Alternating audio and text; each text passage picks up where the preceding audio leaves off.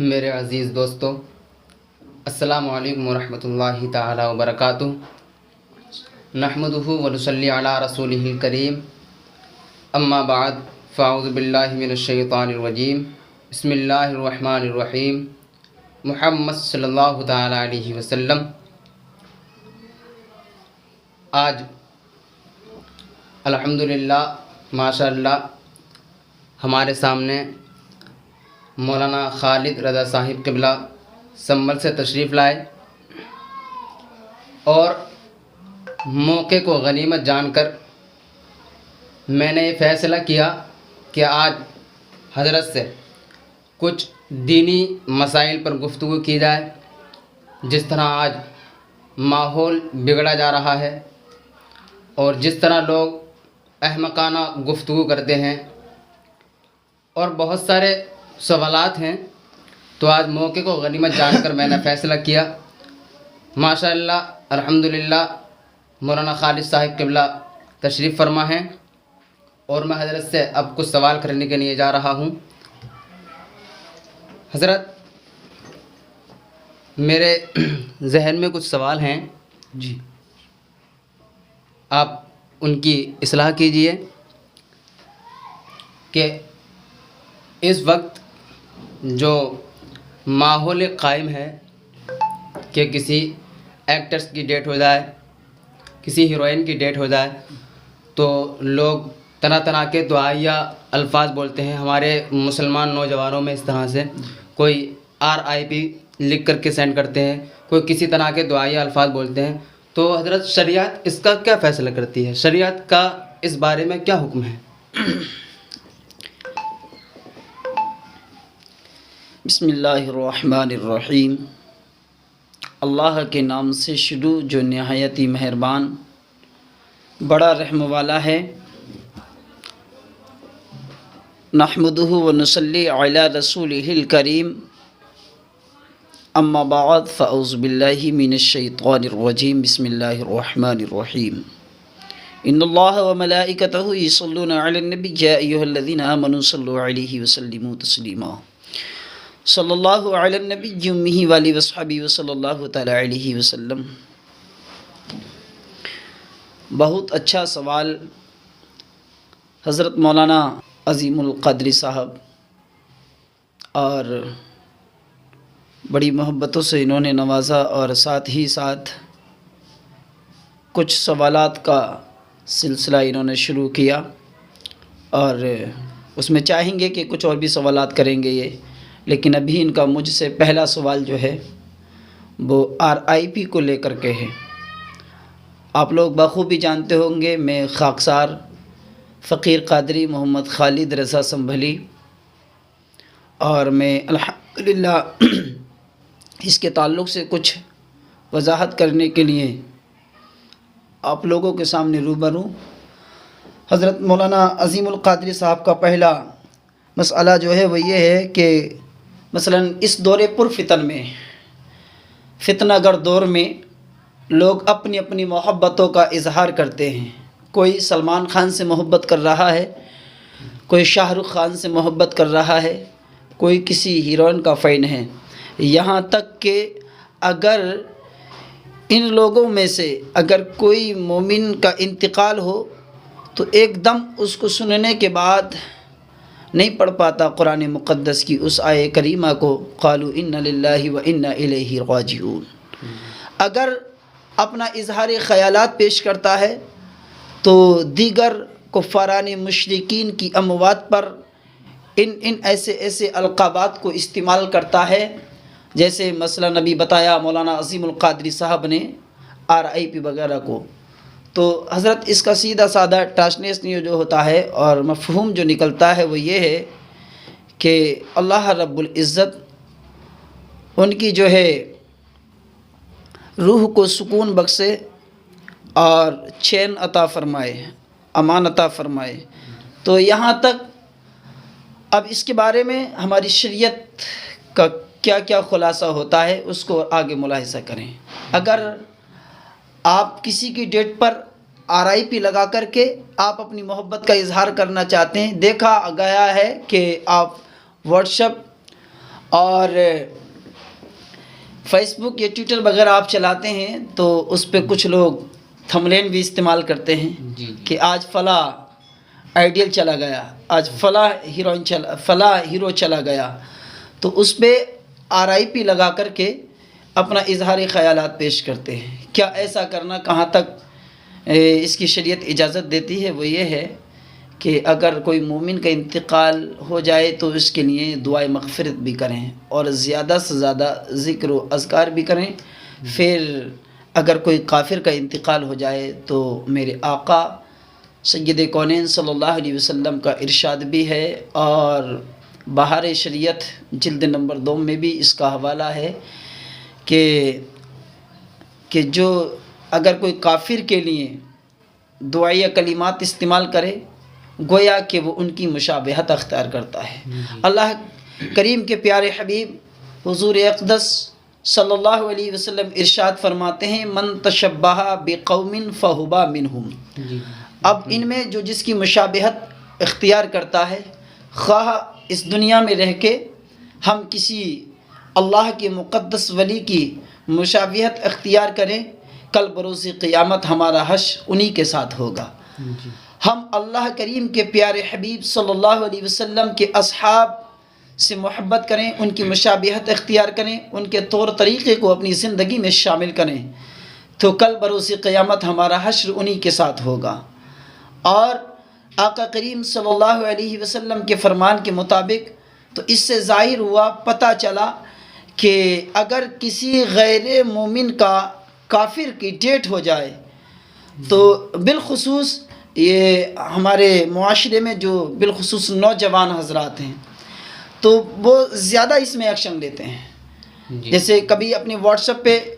Pictures لگا لینا، یا واٹس ایپ پہ پکچرز سینڈ کرنا، یا اسٹیٹس لگانا۔ اسٹیٹس جو ہے وہ اپنے آپ کو ثابت کرانے کا مقصد ہوتا ہے۔ آپ کسی کا اسٹیٹس اوپن کریں گے اور دیکھیں گے کہ فلاں صاحب نے اسٹیٹس لگایا کہ آج فلاں ہیرو کا انتقال ہو گیا، فلاں ہیرو کی ڈیتھ ہو گئی، تو اس سے پتہ چلا کہ وہ اس ہیرو کا جو ہے، اس ہیرو سے جو ہے سچی محبت کرنے والا ہے۔ تو آقا کریم کا کیا ارشاد ہے اس کے بارے میں؟ وہ یہی ہے کہ جو جس سے محبت کرے گا کل قیامت کے روز اسی کے ساتھ اٹھا جائے گا۔ اب ہم کو چاہیے کہ ہم اس دنیا میں رہ کر کے ہم پیارے آقا کریم صلی اللہ علیہ وسلم کے اصحاب کی جو ہے محبت کو اپنے دل میں رکھیں، خلفاء کی محبت کو دل میں بسائیں، یہاں تک کہ تابعین کی محبت کو دل میں بسائیں، بالخصوص بزرگان دین سے محبت کریں تاکہ ہمارا حشر جو ہے ماشاء اللہ الحمدللہ حضرت نے قرآن و حدیث کی روشنی میں اس کا جواب عنایت کیا الحمدللہ۔ لیکن حضرت کچھ لوگ اسٹیٹس نہیں لگائیں یا فیس بک پہ واٹس ایپ پہ کچھ نہیں، لیکن گھروں میں ان کے تعلق سے غم کا ماحول پیدا ہو جاتا ہے۔ کچھ لوگ جاتے ہیں کہ ان کی جو چتا ہوتی ہے اس میں شریک ہوتے ہیں، اور لوگ چتا جلاتے ہیں لیکن وہ الگ تلگ ہو جاتے ہیں، کھڑے رہتے ہیں، یہ کہتے ہیں کہ ہم تو یہ جلاتے نہیں ہیں۔ اور ان کے اس طرح جنازے میں شریک ہونا، اور اس طرح اگر چتا بھی جل رہی ہو اس کے سامنے کھڑا ہونا، لیکن الگ تلگ رہنا اور غم کا ماحول ایک بنا لینا، تو اس کے بارے میں ہمیں شریعت نے جی ہاں، تو یہ بات آپ کی ٹھیک ہے۔ ایسا ہو رہا ہے اس دور حاضر میں کہ اگر کسی کی ڈیتھ ہو جائے تو کچھ لوگ اس کے جو ہے آرتی کے ساتھ جاتے ہیں، اور جہاں تک چتا ان کو کی جاتی ہے، اور یہاں تک کچھ لوگ اتنی محبت کرتے ہیں کہ گھر میں رہ کر کے جو ہے کچھ لوگ مسلمان بھی اس طرح سے ایسے جملے استعمال کر دیتے ہیں کہ بھگوان ان کی شانتی مطلب ان کی شانتی کو پردان کرے، کہ بہت زیادہ سکون دے، امان دے، یہ ساری باتیں یہ سب اسی پہ فوکس کرتی ہیں۔ اور دوسری بات یہ ہے کہ چاہیں میں نے حدیث شریف آپ کو بھی پڑھ کے سنائی تھی کہ اب اس کو چاہے کتنی آگے تک لے جائیے، اس بات کو اس بات کو آپ کتنی آگے تک بھی لے جائیے، خواہ چاہے وہ اپنے گھر میں رہیں تب بھی وہی بات ہے، اور چاہے وہ اسٹیٹس لگائیں تب بھی وہی بات ہے، اور چاہے وہ ان کی جہاں چتا کی جا رہی ہے وہاں تک جائیں تب بھی وہی بات ہے۔ بالخصوص مومن کامل کی شباہت ہی یہی ہے کہ وہ ان لوگوں سے درکنار رہے، بچ کر کے رہے۔ اس معاملے میں رہا معاملہ یہ کہ ان سے جو محبت کا معاملہ ہے تو کوئی بات نہیں ہے، وہ جیسے ہمارا جو یہ معاملہ ہے ہندوستان جس میں ہم رہتے ہیں یہ دارالاسلام نہیں ہے، یہ دارالحرب ہے۔ تو دارالحرب میں کچھ چیزوں کی ممانعت ہے، جیسے مثلا آپ کے ایک دوسرے سے کاروبار، ایک دوسرے سے کاروباری ریلیشن، تو اس پر جو ہے آپ یہاں تک تو ٹھیک ہیں، لیکن اس پر غم کا اظہار کرنا، تو اس سے معلوم ہوا کہ انتقال کے بعد سب سے زیادہ افسوس اس چیز کا ہوتا ہے جو انسان اس سے سچی محبت کرتا ہے۔ گھر میں مثلا ہمارے کسی ایک فرد کا انتقال ہو جائے، لوگ غم مناتے ہیں، کافی سمے تک ایسا کرتے ہیں، لوگوں کی کمریں جھک جاتی ہیں۔ تو کہیں ایسا تو نہیں کہ لوگ اپنی محبت کو اتنا آگے پہنچا دیتے ہیں کہ ان کی محبت پر غالب آنے کے بعد اپنے یہاں بہت سارا سونگ منانا شروع کر دیتے ہیں۔ کل ملا کر کے بات یہی ہے کہ نہ ہم ان کی چتا میں حاضر ہوں اور نہ ہم ان کے لیے RIP وغیرہ استعمال کریں۔ جی الحمدللہ، ماشاء اللہ، میں بہت شکر گزار ہوں کہ حضرت نے قرآن و حدیث کی روشنی میں میرے سوال کی اصلاح کی جواب دیا۔ الحمدللہ، ماشاء اللہ، مولانا خالد صاحب قبلہ نے کافی اچھے سے قرآن و حدیث کی روشنی میں اس کا جواب دیا، ہماری اصلاح فرمائی۔ اللہ رب العالمین مولانا خالد صاحب قبلہ کی عمر و برکت عطا فرمائے۔ آمین آمین۔ حضرت میرا سوال اور ہے، اچھا ماشاء میں ماحول کے حساب سے معلوم کر رہا ہوں کہ عموماً اگر کسی کا انتقال ہو جاتا ہے ہمارے یہاں مسلم بھائیوں میں، چاہے مسلم بہن ہو بھائی ہوں، تو جب نماز جنازے کے لیے لے کر کے چلتے ہیں، نماز جنازے کے لیے تیار ہوتے ہیں لوگ، جی تو کچھ لوگوں کو دیکھا گیا ہے کہ کچھ الگ کھڑے ہو جاتے ہیں، کوئی نالی کے کنارے، کوئی قبرستان کے گیٹ کے کنارے، کوئی کہیں، حالانکہ نماز جنازہ نہیں پڑھتے۔ تو جو نماز جنازہ نہیں پڑھتے، الگ رہتے ہیں، ایسے لوگوں کے بارے میں شریعت کا کیا حکم ہے؟ جی ماشاء اللہ، یہ سوال ہے آپ کا اور بہت اچھا سوال ہے، اور یہ چیز جو ہے دیکھی جا رہی ہے۔ بالخصوص ہمارے یہاں جنازے اٹھیں، آپ کے یہاں جنازے اٹھیں، بستی میں، شہر میں، قصبے میں، نگر اور ہر جگہ جنازے اٹھتے ہیں، اور کوئی تعجب بھی نہیں کیا جاتا ہے جنازے اٹھنے پر۔ تو اس وقت میں جب نماز جنازہ کا اہتمام ہوتا ہے تو لوگ کثیر تعداد میں جو ہے نالی کے کنارے کھڑے ہو جاتے ہیں یا سڑکوں کے کنارے جا کر کے کھڑے ہو جاتے ہیں۔ تو یہ ایک سوال ہو رہا ہے اس پہ کہ اس کی کیا وجہ ہوتی ہے جو لوگ ایسا کرتے ہیں۔ تو دیکھیے، اس میں جو ہے دو وجہ نکلتی ہیں۔ پہلی وجہ تو یہ ہوتی ہے کہ انسان جو ہے صاف ستھرا نہیں ہوتا، پاک و صاف نہیں ہوتا، جی اور دوسری بات یہ ہوتی ہے کہ یا ان کو نماز جنازہ یاد نہیں ہوتی۔ جی اور ایک صاحب سے اس وقت میں میرے واٹس ایپ کے ذریعے یہ سوال مجھ سے اور ہوا تھا، اور انہوں نے مجھ سے یہ سوال کیا تھا، حضرت ہمیں تو نماز جنازہ یاد ہی نہیں ہے، تو ہم کیا کریں کھڑے ہو کے وہاں جا کر کے؟ جی نماز جنازہ جب ہمیں آتی نہیں، ہمیں آج تک یاد نہیں حضرت، تو ہم کیا کریں گے نماز جنازہ میں شریک ہو کے؟ تو میں نے کہا، میں نے پڑھا ہے مشکوٰۃ شریف کے حدیث پاک میں اس کو، اور کیا نام ہے، ان کو مایوس نہیں ہونا چاہیے جن کو نماز جنازہ یاد نہیں ہے، اس لیے کہ نماز جنازہ میں دو فرائض ہیں، جی اور مجھے امید ہے جب انسان وہاں تک جاتا ہے کوئی، تو وہ دونوں فرائض وہ ادا بھی کر سکتا ہے۔ اگر نماز جنازہ میں کوئی شریک ہوا ہے تو جس کے پیر سلامت نہیں ہے، اس پوزیشن میں ہے، تو بہت مشکل ہو جائے گا اس کا قبرستان تک جانا، یا جہاں نماز جنازہ کا اہتمام ہو وہاں تک جانا۔ اچھا، دوسری بات،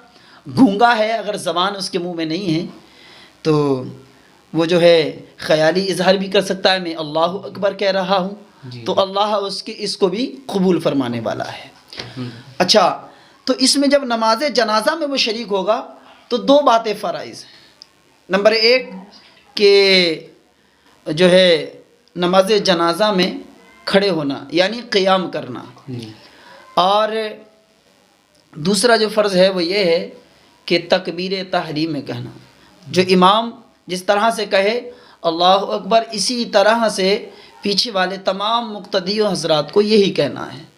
تو اس میں یہ بات وارد ہے کہ جیسے جیسے امام صاحب کرتے جائیں ویسے ویسے مقتدی کو یہاں کرنا ہے۔ اللہ رب العزت ان کو بھی، جو لوگ نماز جنازہ میں شامل ہوئے، نماز جنازہ کا ہی ثواب عطا فرماتا ہے۔ اچھا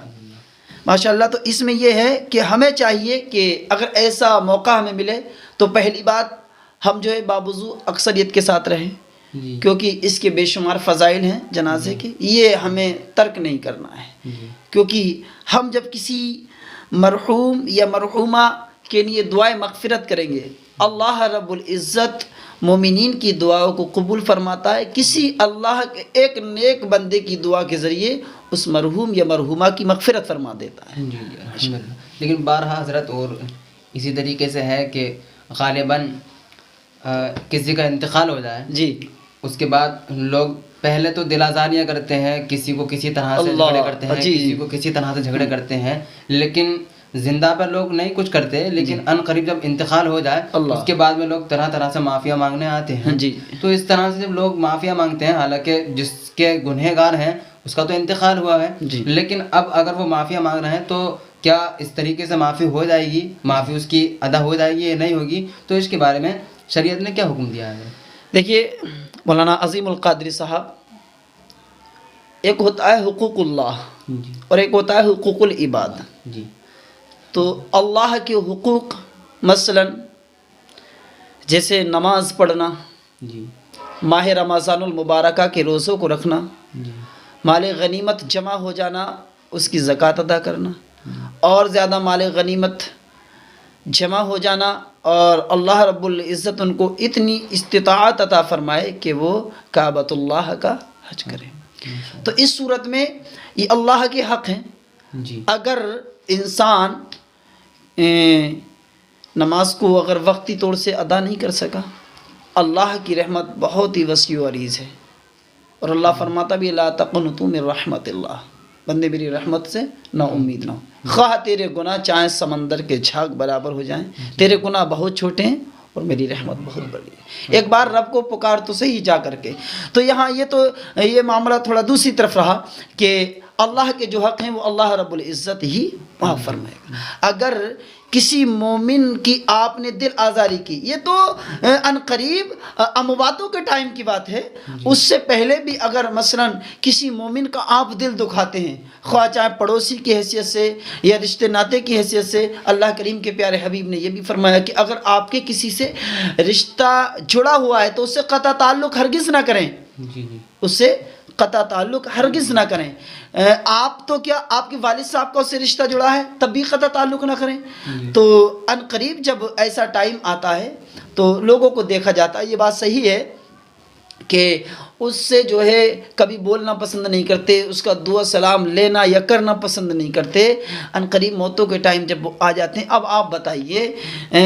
جب ایسا وقت اس پر جب آ گیا، تم زندگی پر اس کی ظاہری زندگی میں اس سے ملاقات کے لیے کبھی نہیں پہنچے، عیادت کے لیے کبھی نہیں پہنچے، جبکہ میرے آقا ارشاد فرماتے ہیں کہ اگر کوئی مومن کسی مومن کی عیادت کے لیے جاتا ہے، اللہ رب العزت جو ہے اللہ اکبر اس کی جو ہے 70,000 فرشتے مغفرت کی دعا کرتے ہیں۔ بتائیے کتنا بڑا ثواب ہے، ہم اس سے بھی محروم رہتے ہیں۔ اب ہم یہ چاہیں کہ اب ہمیں معافی مل جائے، اب ہمیں معافی مل جائے، تو بالخصوص یہ بہت ساری ایسی اس میں باتیں ہیں کہ انسان کو بالکل قطع تعلق نہیں کرنا ہے۔ اگر ظاہری زندگی میں اس کو معلوم ہو جائے کہ ان قریب اس کے موت کا ٹائم ہے، اس کی عیادت کے لیے جائے اور اس وقت میں معافی مانگے۔ ویسے تو اس سے پہلے بھی ہمیشہ رات کو جب انسان سوئے تو چاہیے کہ جن سے میرا دل دکھا ہے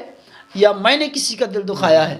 سچے دل کے ساتھ، صدق دل کے ساتھ ان کو جو معاف کر کے سوئے، اور خود بھی یہ عہد لے کر کے سوئے کہ صبح میں اٹھوں گا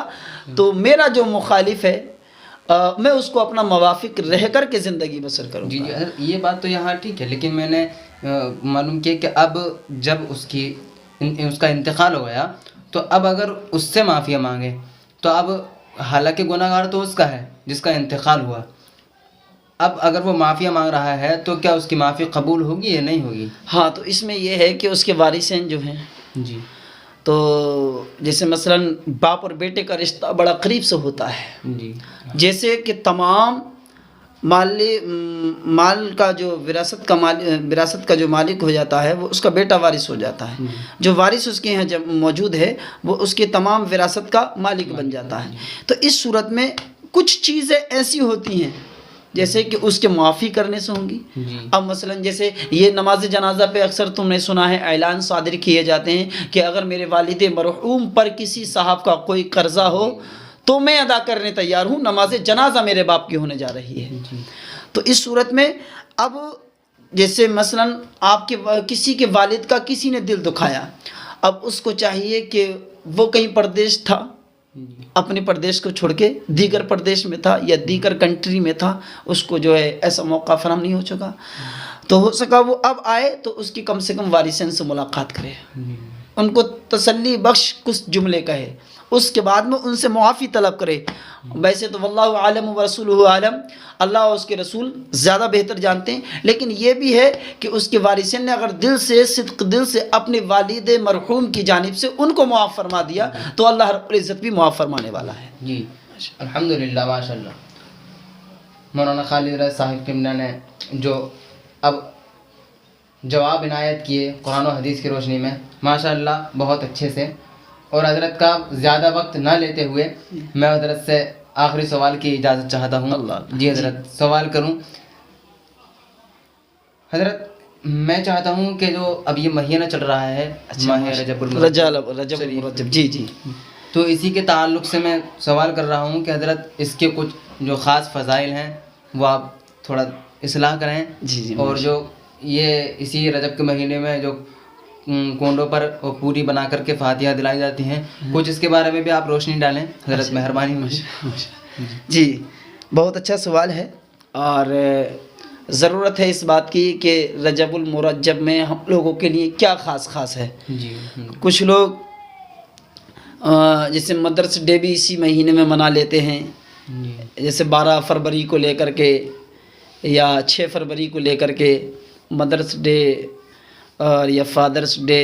اب یہ ایک جوڑی کپڑا اپنے والد یا والدہ کو کیمرے کی روشنی میں لا کے دیتے ہیں، تو ہمارے مذہب سے اچھا تو مذہب ہے ہی نہیں۔ اس میں اتنی آسانیاں ہیں، اس میں اتنی محبتیں ہیں کہ ایک دوسرے سے ملے تو انسان محبت کا اظہار کرے۔ ارے تم آج مدرس ڈے سال میں ایک مرتبہ منا رہے ہو، لیکن ہمارے آقا کریم صلی اللہ علیہ وسلم نے ارشاد فرمایا اگر کوئی محبت بھری نگاہ سے اپنے ماں باپ کے چہرے کو ایک مرتبہ دیکھے، اللہ پاک اس کو ایک حج مقبول کا ثواب عطا فرماتا ہے۔ اچھا، دوسری بات یہ کہ ہم اس ماہ کا جو احترام کرتے ہیں اس کی کئی ساری وجوہات ہیں، جیسے میں آپ کو تھوڑا تھوڑا بتاتا ہوا چلوں۔ جیسے اس ماہ رجب المرجب میں بالخصوص جیسے 6 تاریخ آئی تو ہم عاشقان صحابہ و اہل بیت سیدی سرکار عطائے رسول ہند الولی حضرت خواجہ معین الدین چشتی ثم حسن سنجری کی فاتحہ دلاتے ہیں۔ ہاں، اور یہ عقیدت ہے سرکار اعلیٰ حضرت رضی اللہ تعالی عنہ آپ بھی آپ کی چھٹی مبارکہ میں اکثریت کے ساتھ شریک ہوا کرتے تھے۔ اچھا، اور بھی اس کے بے شمار فضائل ہیں، بالخصوص ایک بات یہ بھی ہے کہ ہم اس ماہ رجب المرجب کو، جیسے ایک صاحب نے میرے اس کتاب کا نام جو ہے جو عبارت لکھی ہے سوری وہ جو روایت لکھی ہے تو وہ میری جو ذہن سے اتر رہی ہے، کس نے اس کو تحریر فرمایا، لیکن ہاں یہ بات ہے جیسے یہ جو فرمایا گیا کہ رمضان المبارک اللہ کا مہینہ ہے، اللہ سے اس کو جو تشبیہ دی گئی ہے۔ شعبان المعظم کا مہینہ جو ہے رسول کریم صلی اللہ علیہ وسلم کی نسبت کرتا ہے، تو اس میں تیسری مرتبہ مقام خاص پر جو اس بات کو کہا گیا وہ یہ کہا گیا کہ یہ حضرت علی سے نسبت کرتا ہے مہینہ۔ تو حضرت علی فاتح خیبر داماد پیمبر حضرت علی شیر خدا رضی اللہ تعالی عنہ کی ولادت و سعادت اسی ماہ رجب المرجب کی 13 تاریخ کو ہوئی تھی، تو اور اسی 13 تاریخ کو رجب المرجب کو حضرت علی شیر خدا کی ولادت و سعادت ہوئی۔ ہم اس لیے بھی اس ماہ کو بہت معتبر مانتے ہیں، اور ایک راوی نے اس کے بارے میں اس ماہ کے تعلق سے خاص روایت کو تحریر کیا کہ جو اس ماہ رجب المرجب میں خاص طریقے سے مثلا اگر 2 روزے رکھ لے مات، اللہ رب العزت ان 2 روزے کی برکت سے اللہ پاک بندہ مومن یا مومنہ کے تمام عمر کے گناہ صغیرہ کو معاف فرما دیتا ہے۔ تو اور بھی جیسے 13 رجب المرجب کو حضرت علی شیر خدا رضی اللہ تعالی عنہ کی جو پیدائش ہوئی، اور جیسے ہم جیسے سیدی سرکار حضرت خواجہ معین الدین چشتی کی چھٹی مبارکہ کو مناتے ہیں، اور جیسے میں نے ابھی مدرس دیکھتا، اور اب جیسے ایک سوال یہ بھی ہے اسی مہینے میں، جیسے